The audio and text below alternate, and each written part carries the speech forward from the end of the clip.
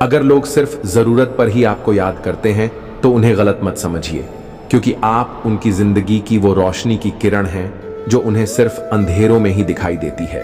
एक महात्मा ने पूछा कि सबसे ज्यादा बोझ कौन सा जीव उठाकर घूमता है।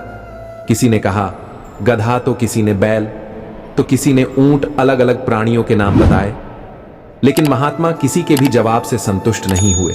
महात्मा ने हंसकर कहा, गधे, बैल और ऊंट के ऊपर हम एक मंजिल तक बोझ रखकर उतार देते हैं, लेकिन इंसान अपने मन के ऊपर मरते दम तक विचारों का बोझ लेकर घूमता है। किसी ने बुरा किया है, उसे न भूलने का बोझ, आने वाले कल का बोझ, अपने किए पापों का बोझ, इस तरह कई प्रकार के बोझ लेकर इंसान जीता है। जिस दिन इस बोझ को इंसान उतार देगा तब सही मायने में जीवन जीना सीख जाएगा। अनुमान गलत हो सकता है, पर अनुभव कभी गलत नहीं होता, क्योंकि अनुमान हमारे मन की कल्पना है और अनुभव हमारे जीवन की सीख है। 4 वेदों का अर्थ ना जानो तो कोई बात नहीं, परंतु समझदारी, जवाबदारी, वफादारी और ईमानदारी, ये 4 शब्दों का मर्म जानो तो भी जीवन सार्थक हो जाए। तुमने देखी ही नहीं हमारी फूलों जैसी वफा, हम जिस पर खिलते हैं उसी पर मुरझा जाते हैं। छोटी सी लाइफ है, हंस के जियो भुला के गम, सारे दिल से जियो, अपने लिए न सही अपनों के लिए जियो, कौन सा जिने का बिल भरना है, दिल लगा के जियो। तलाश जिंदगी की थी, दूर तक निकल पड़े, जिंदगी मिली नहीं, तजुर्बे बहुत मिले। किसी ने मुझसे कहा कि तुम इतना खुश कैसे रह लेते हो, तो मैंने कहा कि मैंने जिंदगी की गाड़ी से वो साइड ग्लास ही हटा दिए जिसमें पीछे छूटते रास्ते और बुराई करते लोग नजर आते थे। तस्वीर का रंग चाहे जो भी हो, मुस्कान का रंग हमेशा खूबसूरत होता है। गीता में लिखा है, अगर आपको कोई अच्छा लगता है तो अच्छा वो नहीं बल्कि अच्छे आप हो, क्योंकि उसमें अच्छाई देखने वाली नजर आपके पास है। सपने वो होते हैं जो सोने नहीं देते, और अपने वो होते हैं जो रोने नहीं देते। प्यार इंसान से करो, उसकी आदत से नहीं रूठो, उनकी बातों से, मगर उनसे नहीं भूलो उनकी गलतियां पर, उन्हें नहीं, क्योंकि रिश्तों से बढ़कर कुछ भी नहीं।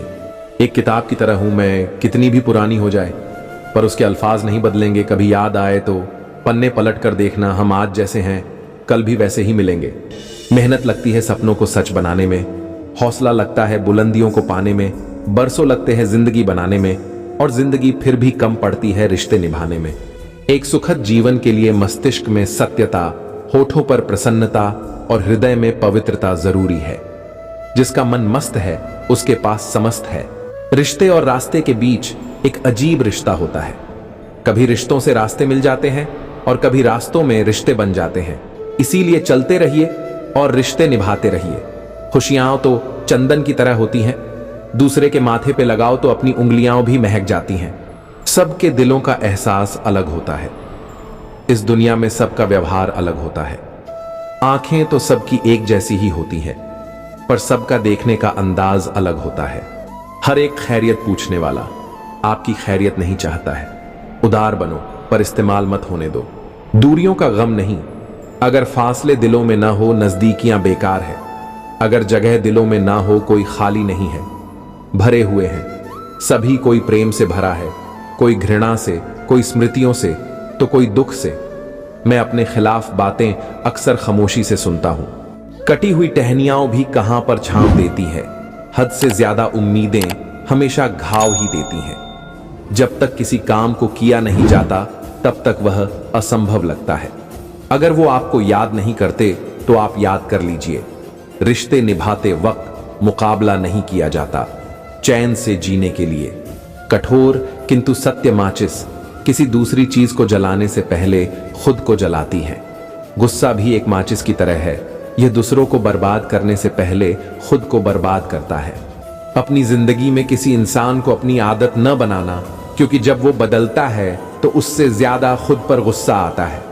आप तब तक यह नहीं समझ पाते कि आपके लिए कौन महत्वपूर्ण है जब तक आप उन्हें वास्तव में खो नहीं देते।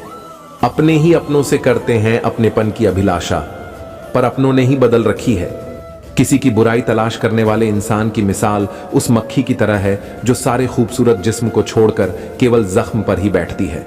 दवा जेब में नहीं परंतु शरीर में जाए तो असर होता है।